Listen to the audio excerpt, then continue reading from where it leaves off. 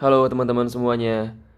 Sesuai dengan janji saya kemarin, kali ini kita akan membahas tentang pola candlestick. Pola candlestick ini merupakan bagian dari price action. Tentu sangat menarik untuk mempelajari pola candlestick karena pola candlestick berfungsi untuk mengkonfirmasi support dan resistance. Apakah support dan resistance dapat bekerja dengan baik? Dapatkah support dan resistance membalikan harga atau malah support dan resistance ini tertembus sehingga terjadi suatu breakout? Maka dari itu kita mulai dengan membahas tentang struktur candlestick itu sendiri. Saya ambil dari gambar Google ya. Oke. Candlestick itu ada berwarna hijau dan ada yang berwarna merah. Nah, di sini kita bisa lihat ya. Ada candle bullish dan bearish.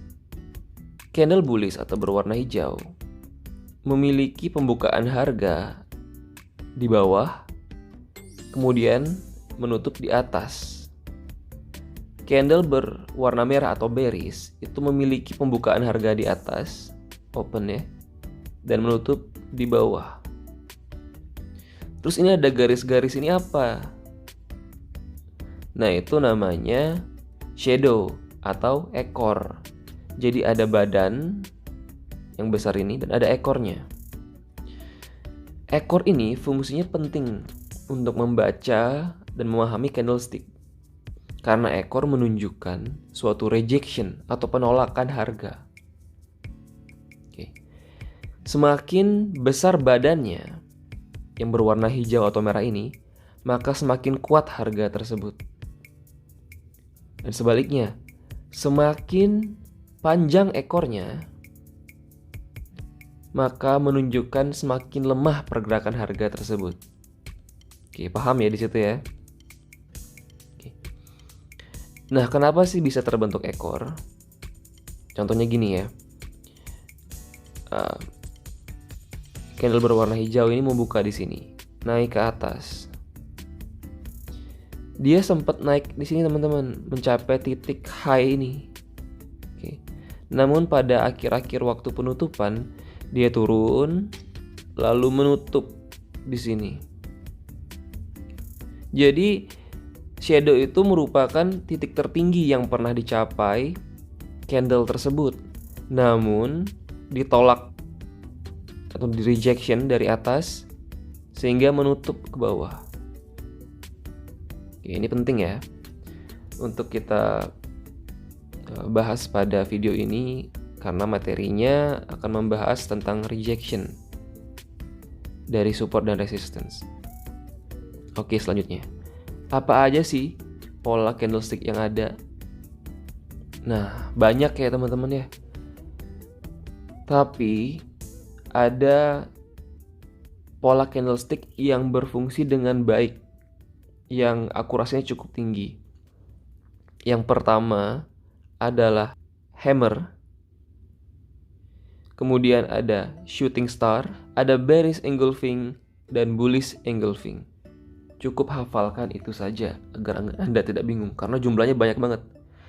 Nah, bagaimana kita mengaplikasikan candlestick ini pada support dan resistance? Sekarang kita ilustrasikan ada support dan resistance di sini ya.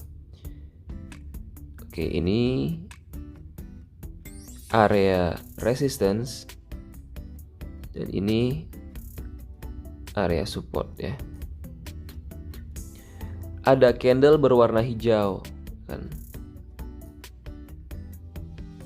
Kemudian hijau dengan ukuran yang relatif sama.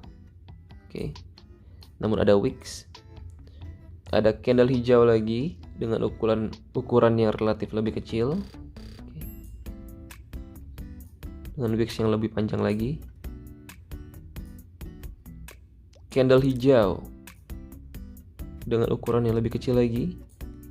Dengan wicks yang lebih panjang lagi dan ada wicks di atasnya.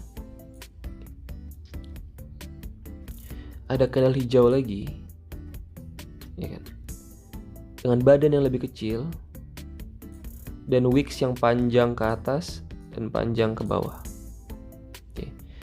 Di sini saya ingin menunjukkan adanya harga yang mulai dari bawah ke atas yang makin melemah.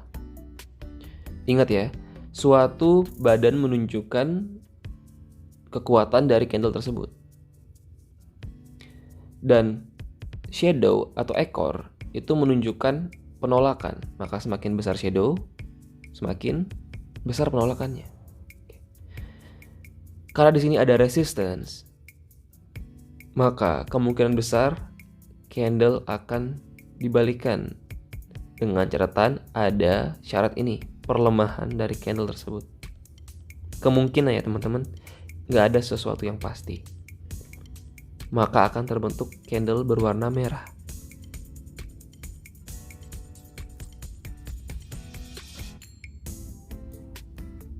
Yang disebut dengan shooting star. Nah, shooting star ini menunjukkan jika harga pernah mencapai titik resistance, kemudian ditolak dan menutup di bawah resistance tersebut, yang menandakan bahwa terjadi penolakan harga yang kuat di sini, maka kemungkinan harga berikutnya akan turun.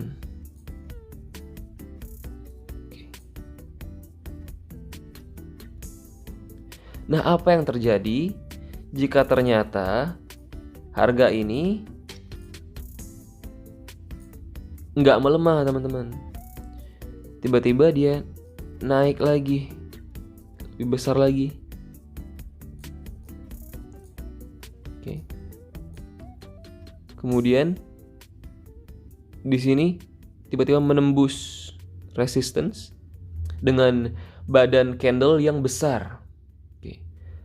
Kira-kira kita berani nggak untuk open posisi di sini? Tentu kita harus waspada, karena tidak ada tanda-tanda perlemahan dari candlestick itu. Badannya masih besar, wicks-nya kecil, dan dia menembus area resistance. Pemahaman tentang support dan resistance ini sangat penting dan dapat membantu Anda untuk bertrading dengan menggunakan indikator apapun. Mungkin Anda suka menggunakan indikator moving average ya, persilangan moving average misalnya. Oke. Di sini ada area resistance, ada candle hijau naik kan di atas garis merah gitu misalnya. Naik. Terus pada open posisi berikutnya ya kan, Anda berpikir nih, wah ini masih di garis merah nih, logikanya saya harus open posisi ke atas karena ini di atas garis merah dan saya pasti benar gitu. Itu mindset yang salah, pasti benar. Oke. Karena kita yang harus mengikuti market, bukan market yang harus mengikuti kita. Ketika mendekati area resistance, kecenderungan akan ada penolakan harga dari atas. Sehingga kemungkinan besar harga akan bergerak ke bawah, teman-teman.